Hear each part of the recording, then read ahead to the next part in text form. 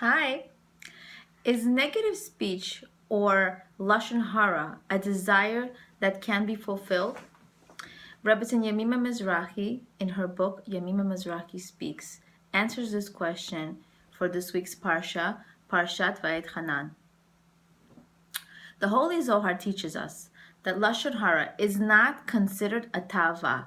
In other words, it is not considered a desire that can be fulfilled. Lashon hara, negative speech, is a habitual act. You constantly need to feed it. It becomes a part of you. And in order to get rid of it, a person really truly needs to work on themselves, which we will discuss further. The more a person engages in evil speech, the more it becomes part of his desire and the more becomes a routine. It just has to be done. A person does not know otherwise. The tongue does not know how to speak in a positive way about, let's say, a certain person or a situation, and constantly berates the person or the situation.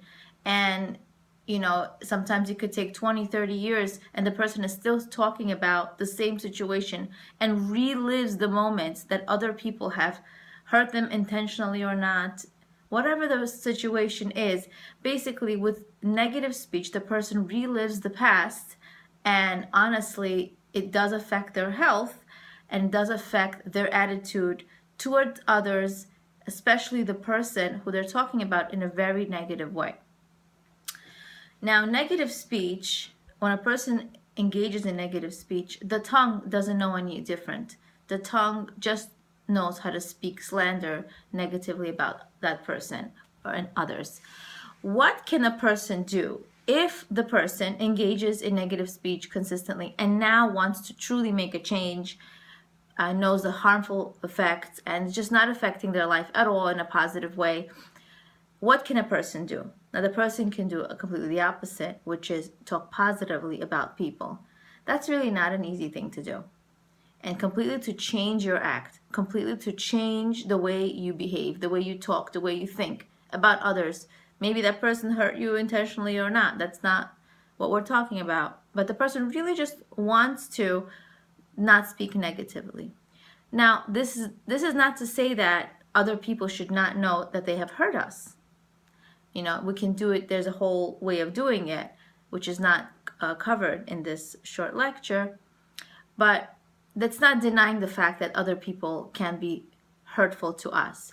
It's about how do we talk about others. So how do we talk about situations without using negative speech?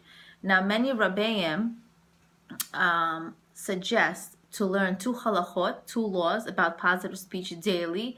The Chafetz Chaim, our holy sage, has many books on his name where we can learn 2 halachot a day, because the more you learn, the more it becomes part of you, and you will want to actually embrace these new ideas, these concepts, and it will become a new habit. So you will hopefully develop new positive habits towards positive speech instead. Now, what are the reasons that people actually engage in negative speech? One of the reasons people lash other people is because they feel entitled. They feel that they are entitled to respect, to attention, to honor, maybe to be treated better by others, no matter where it is, at home, the workplace. They feel a sense of entitlement, that they deserve this. Now, this week's Parsha will teach us that truly we don't know what we deserve, and we have to embrace the idea that we truly don't really deserve anything. Who do we learn this from? None other but Moshe Rabbeinu, the loyal shepherd of Hashem. Where do we learn this? The gematria of Yud Av is exactly the same as the gematria of Ahava, which means to love baselessly. Tisha B'Av is the 9th of Av. The day after is the 10th of Av. And the gematria of that is exactly the same as Ahava, which is to love baselessly, meaning to love unconditionally. So Hashem is teaching us such a profound concept, and we must grab onto this opportunity.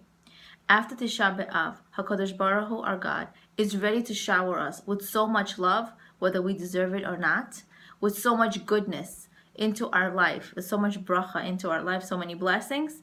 However, He asks of us, do it to others first. We must embrace others, to love others unconditionally, whether it's our family, our in-laws, Jews, non-Jews alike, to treat them with respect, to love them.